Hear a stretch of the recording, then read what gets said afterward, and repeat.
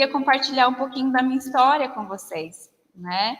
E antes de nada, para quem não me conhece, ou até para quem me conhece, pode ser que tenha alguma coisa que você não tenha sabido ainda, né, ao meu respeito, e eu quero compartilhar um pouquinho com vocês. Algumas coisas, vai ser a primeira vez, né, que eu vou falar em um evento, e é com muita expectativa de que vocês sejam tocadas, né? Assim como eu sou todo dia, né, com esse trabalho bonito que diz respeito a violências, e eu almejo sempre ser esse ponto de luz, né? Ser uma profissional da escuta, com uma postura importante, com uma ação importante. Eu espero que, de alguma maneira, essa aula também represente isso para vocês. Eu vou compartilhar um pouco da minha história, da minha trajetória, para chegar até aqui, né, para conversar com vocês. E a minha história, gente, ela carrega a dor de quem também viveu violências físicas, violências psicológicas, violências sexuais. Desde pequena, eu estive presente em ambientes em que não havia a proteção necessária para uma criança se desenvolver, seja em termos de estrutura para viver, quanto à possibilidade de se defender, muitas vezes por conta de uma situação de dependência, tanto emocional quanto financeira, ou ameaças mesmo, né, que a minha mãe e nós vivíamos na nossa casa. E é preciso dizer, né, mulheres não permanecem em relações permeadas por violências porque elas gostam, né, é preciso entender todas as barreiras que devem ser quebradas para uma pessoa reconhecer o que ela vive, o que muitas vezes envolve constrangimento, envolve humilhações, inclusive para pedir ajuda. E já muito pequena, gente, eu entendia que eu precisava proteger as pessoas. E sem saber muito bem o que eu estava fazendo ali, né, foi possível construir memórias bonitas, mesmo em meio ao caos em que a minha família vivia, as mulheres da minha família viviam, né? E teve uma época, gente, em que eu, inclusive, buscava proteger a minha irmã. Eu levava a minha irmã para o quarto, né, colocava uma música e corria para a sala para proteger a minha mãe. Né? Eu tinha por volta de 8 anos quando isso acontecia. E aí, quando eu chegava à sala, era uma cena de intensa violência. Né? E essa história, né, dessa vida em que eu tive mulheres que hoje eu não só amo, mas também que são minhas referências de mulher por sua força, por sua coragem em romper com tudo aquilo que traz dor, com tudo aquilo que traz sofrimento, como a minha mãe. Né? Então, são mulheres que foram referência para mim e é o que eu espero ser também para outras mulheres e para outras pessoas. Né? E aí, gente, por volta dos 10 anos, aconteceram abusos sexuais comigo. Infelizmente, eu não tive uma rede de proteção capaz de me proteger.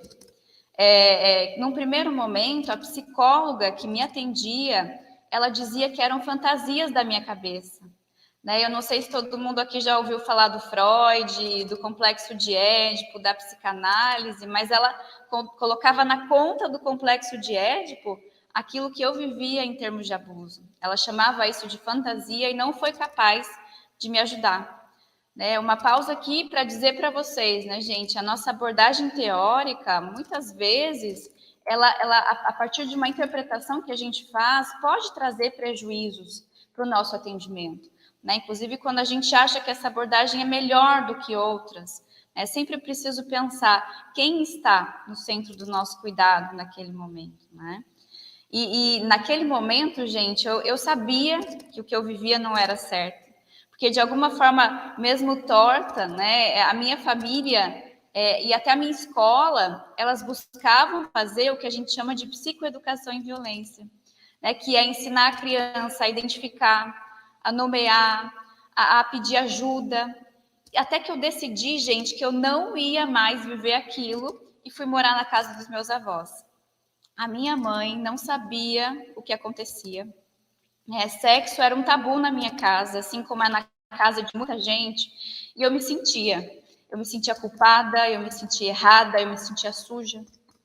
E aí foi a partir desse momento, gente, que percebendo que o meu corpo e os meus sonhos, eles precisavam ser preservados, é que eu entendi que muita coisa errada precisava ser modificada, que as crianças precisavam ser protegidas.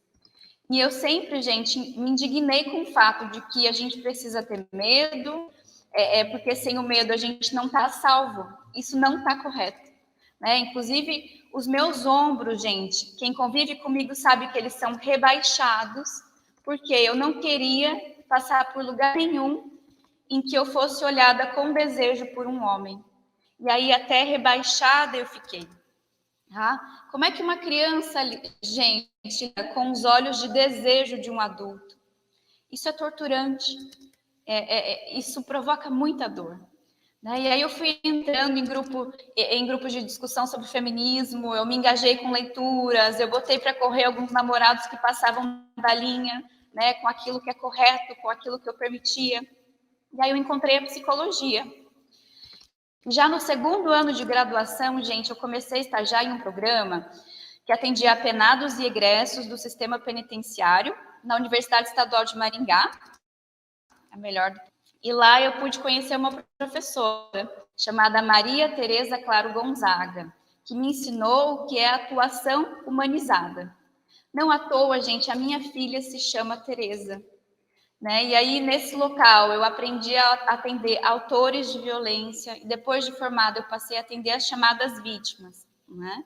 E nas especializações, no mestrado, eu estava sempre buscando entender como a violência se constrói, quais as ferramentas a gente dispõe para romper com essa realidade, como fazer um vínculo de confiança com a escuta, como atender sem me envolver. Porque sim, gente, eu tinha essa dificuldade, eu me envolvia, assim como muitos colegas se envolvem ainda, né? Mas vocês acham, gente, que é fácil mesmo atender autores de todos os tipos de delitos? Eu já senti, sim, muita raiva, muito nojo, muito desprezo. Eu também tinha medo de me expor, né? Mas eu não sabia direito qual era o meu papel diante daquelas pessoas. E aí, o que eu fiz? Eu busquei estudar, fazer supervisão, me colocar em grupos de estudo, fiz terapia, né, e tudo mais que eu sigo fazendo. O que eu fiz, então? Eu busquei humanizar a minha atenção, escutar, sentar ao lado de todas as pessoas. E aí eu acabei trazendo proteção para o meu coração também. Mas a minha grande virada, gente, foi quando eu me preparei com conhecimento, quando eu sabia de fato o que eu tinha que fazer, quais eram as ações necessárias, o que eu podia lançar mão enquanto psicóloga, enquanto pessoa, enquanto mulher, tá? E até entender emocionalmente qual era o meu limite ali, né, em cada situação. E aí, gente, eu fui indo longe, né? Tudo que eu vivi ali naquela história toda, desde pequena, se tornou uma força motriz nesse combate às violências. E aí, gente, eu tive a oportunidade de trabalhar em ONGs com crianças, adolescentes, mulheres em situação de risco, vulnerabilidades. E aí, em 2015, eu passei no concurso do Conselho Regional de Psicologia de Santa Catarina. E ali eu conheci um lado mais técnico, construí referências para o trabalho da psicologia, eu orientei para os profissionais, eu fiz fiscalizações, tramitei processos éticos, né? Tudo aquilo que eu levo para o meu dia a dia de trabalho. E aí eu comecei a crescer, dando cursos online, presenciais, até que o meu gestor virou para mim e falou: Iramaia, você está voando demais, eu vou precisar puxar essa cordinha. Gente, eu queria voar mais, eu queria compartilhar mais, que é o que eu faço com vocês todos os dias. E hoje, gente, eu trabalho qualificando profissionais de todo o país para uma escuta humanizada, com qualidade ética e técnica. E eu já qualifiquei mais de 3.000 pessoas, online, presenciais. Eu tenho parcerias incríveis de trabalho, pessoas que eu admiro. Eu já rodei muitos quilômetros, já dormi em beira de estrada, já conheci aqui em cidade em que tinha, naquela cidade, apenas uma pousada, um restaurante, uma farmácia. Eu já estive em lugares e conheci pessoas admiráveis. E toda essa relação me ajudou a chegar nesse lugar aqui onde eu me encontro nesse momento. Porque só é seguro, gente, quem só tem autonomia de forma plena, eu posso assegurar para vocês, quem está preparado. né? Eu sou uma pessoa que sabe o que está fazendo, que consegue ser protetiva. Eu tenho orgulho de fazer parte desse processo na vida das pessoas, assim como eu tenho orgulho de abraçar minha filha todos os dias ao chegar de viagem, porque eu sei que o que eu estou construindo também é para ela, não só para mim. É para ela e para todas as pessoas da geração dela. E aqui eu tô, né, gente? Sempre levando conteúdo com muito empenho para construir um exercício profissional pautado no preparo, no engajamento, na proteção. Eu quero formar multiplicadoras e multiplicadores, gente. Com o objetivo de que as pessoas possam finalmente, os profissionais possam finalmente assumir as suas responsabilidades, né? E não é à toa que o meu símbolo é uma lâmpada, né? Eu divulgo nas minhas artes exatamente esse símbolo, porque eu quero que as pessoas tenham condição de ser luz, guia e proteção na vida de quem eles passarem, tá?